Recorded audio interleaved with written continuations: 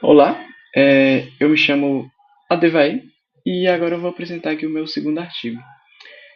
Ele está intitulado como O aprimoramento do mapeamento da cobertura vegetal da beterraba sacarina por meio da análise de imagens de drone.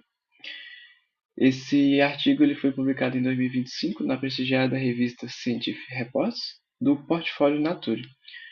Esse trabalho ele foi liderado pelo pesquisador Jiang Jianjun e sua equipe da Universidade de Tianjin, na China.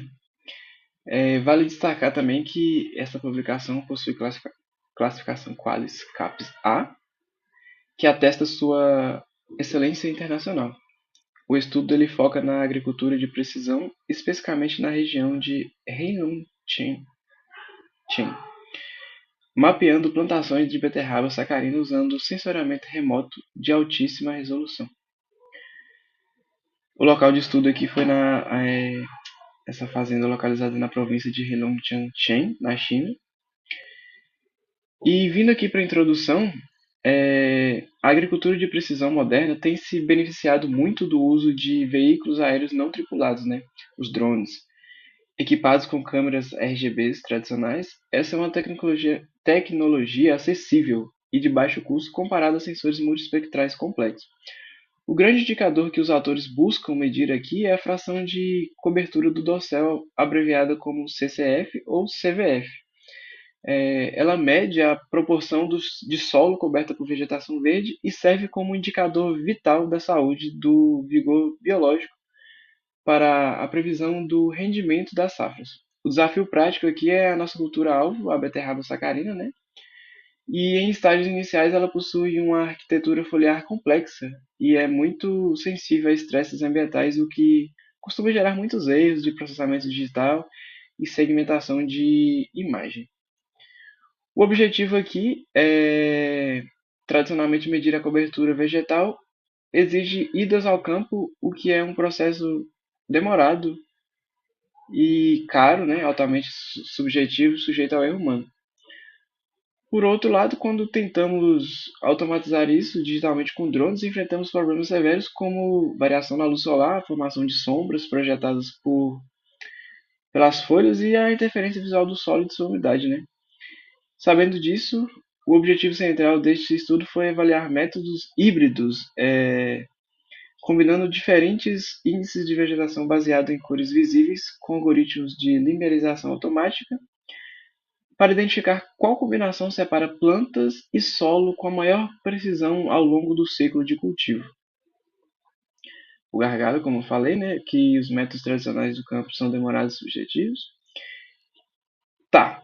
A metodologia aqui, a coleta de campo foi extremamente rigorosa. Foi utilizando um drone da DJI Matrix 100, integrado com a câmera Zenmuse X3, operando no espectro visível RGB. E os voos foram realizados a altitudes muito baixas, entre 8 e 12 metros, que permitiu alcançar uma resolução espacial impressionante de apenas 4 milímetros por pixel. Os dados coletados em 30 parcelas georreferenciadas na safra de 2022, focando nos estágios iniciais de crescimento da beterraba, quando as plantas tinham de 4 a 6 folhas e cerca de 5 centímetros de altura. O espaçamento no campo era de 39 centímetros entre linhas. Para validar a precisão dos métodos automatizados, os autores criaram verdade terrestre, usando classificação supervisionada de Mahalanobis do software ENVI, ou ENVI, isolando manualmente folha, solo e sombra pixel por pixel. Vindo aqui para os resultados, os autores testaram nada menos que 18 abordagens híbridas, cruzando 6 índices espectrais, com 3 algoritmos de limerização automática, o OTSU, o Ridler-Calvard e o método de 2 picos. O primeiro grande achado aqui é que os algoritmos OTSU e Ridler-Calvard, eles superam de forma consistente o método de 2 picos na separação binária entre o que é planta e o que é solo. No entanto, o absoluto do estudo foi a combinação do índice EXG, que significa excesso de verde, né? Veio os algoritmos OTSU ou Hidler-Calvard. Essa combinação atingiu o topo do desempenho com um erro quadrático médio normalizado baixíssimo, de apenas 5,13%.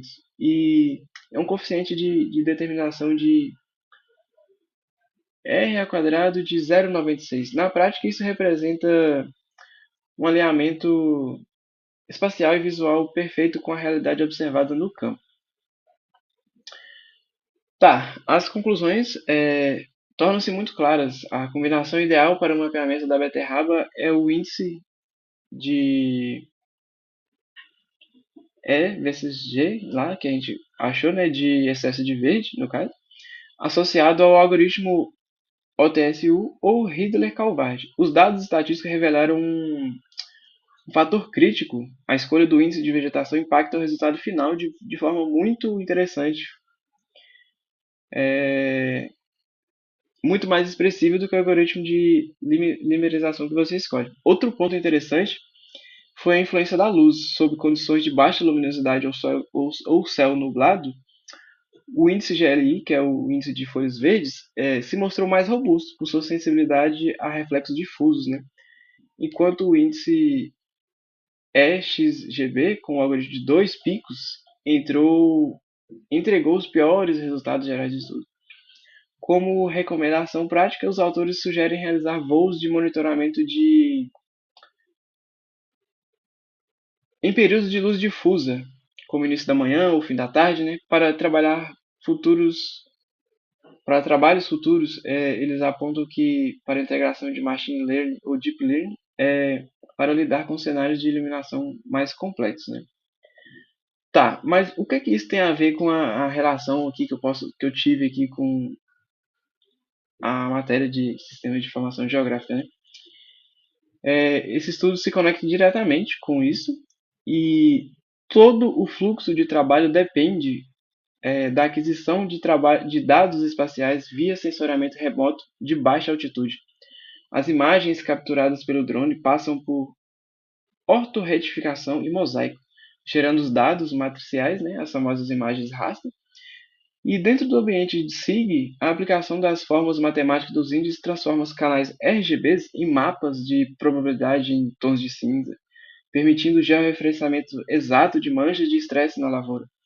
Essa metodologia viabiliza uma análise espaço-temporal contínua, dando ao produtor e ao engenheiro a capacidade de monitorar a evolução do dorsal ao longo de todo o ciclo de cultivo e tomar decisões rápidas e localizadas sobre o manejo do solo, né, a irrigação, a fertilização. Seguindo aqui eu tenho as referências e é isso.